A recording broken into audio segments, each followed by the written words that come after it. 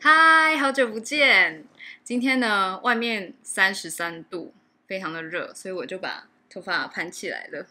是不是看起来脸很圆？相信看到标题的你就知道今天的主题是关于我的搬家的决定。没错，我已经离开新加坡，然后也换工作了。现在的我呢，在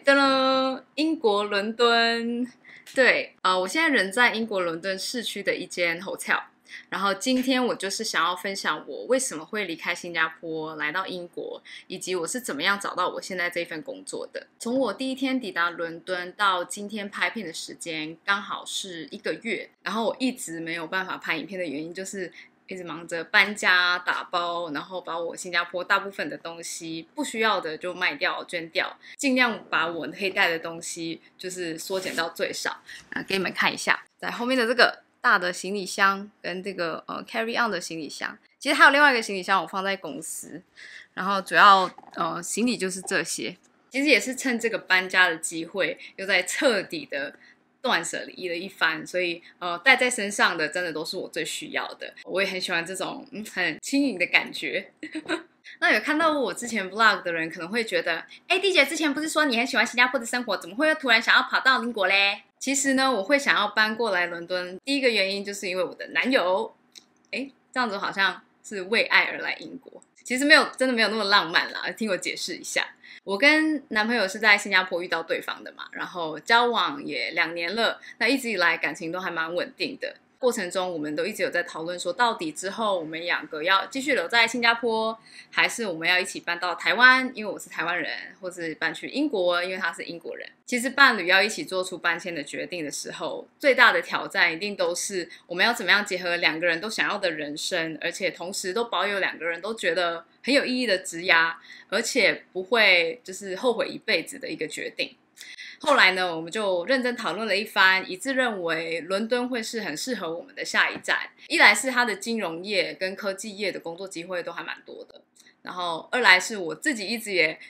很向往有一天可以在欧洲或者是美国这样的西方国家工作。所以呢，我们就决定我们的下一站是伦敦啦。那所以简单来说，我们做决定的方式就是先决定我们2个想要去哪一个国家、哪一个城市，然后再根据我们要去的地方来找工作。那关于工作的部分，我是怎么样找到我现在在伦敦的这份工作呢？其实一直以来，不管是在新加坡还是英国，我找工作的时候，我都是去 LinkedIn 上面去投履历，或者是去我很喜欢的公司他们自己的招聘网站上面去投履历。那我会找到我现在的工作的原因，也是一个蛮巧合的时机，就是去年年底，在我们决定要搬来伦敦之前，我原本只是想在新加坡换一份新工作，所以那个时候就陆续都有在面试。然后后来咚刚好就面试到一间科技公司，他们同时在新加坡跟伦敦都有在招人。那我就主动跟他们说，那我想要试试看同时面试2个地点的职位。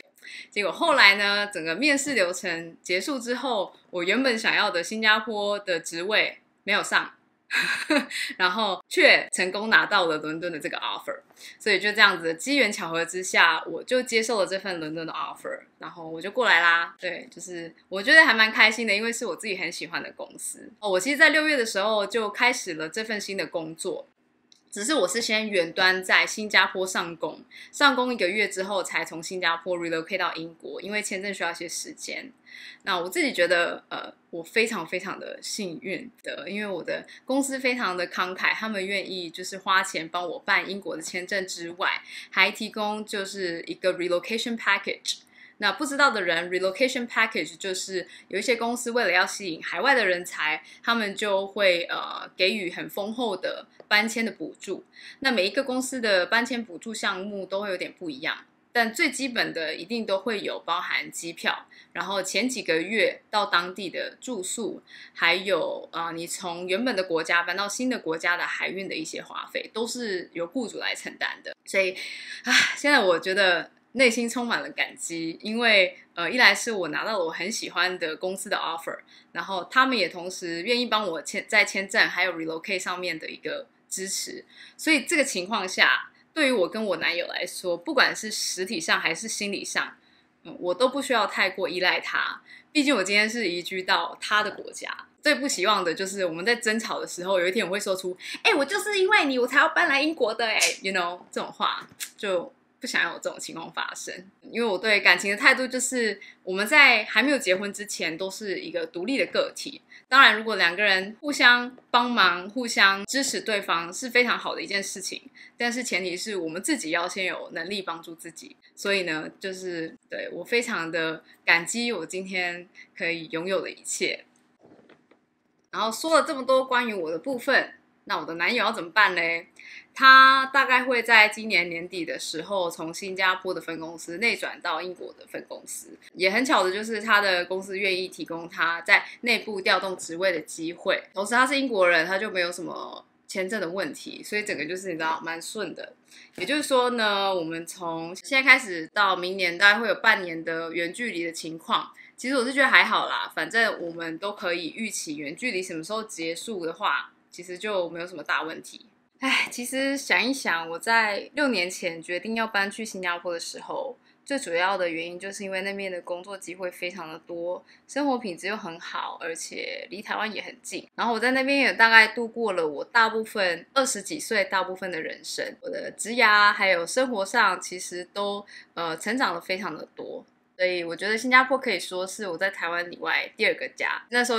决定要离开的时候，并不是一个简单的决定，而且你知道，人过了30岁之后，还要再做出就是搬家的这个决定，真的是就是觉得很累。但是想一想，人再老都要有追求幸福的勇气，好吗？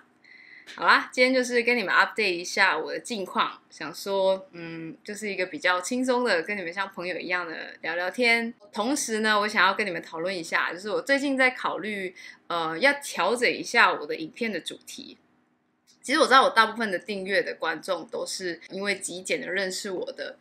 但说实在的，我的生活不只有极简，其实有很多的事情是要去处理的。虽然极简影响了我很多的价值观，但是它并不是我的全部。我如果硬要挤出时间来讲极简，其实这样子对我来说真的很困难。所以我就在考虑之后要调整一下我的频道主题。那目前初步的想法是我还是会分享我的极简生活，因为它就是我生活的一部分。但是我更想要分享一些关于30岁的女性在工作跟生活上的挑战，还有就是心路历程跟分享。不知道你们会不会有兴趣，留言跟我说，然后或者是你有特别想要知道什么样子的资讯或者是知识，欢迎在上面留言跟我说。好啦，今天就这样子咯，我们就下次再见啦，拜拜。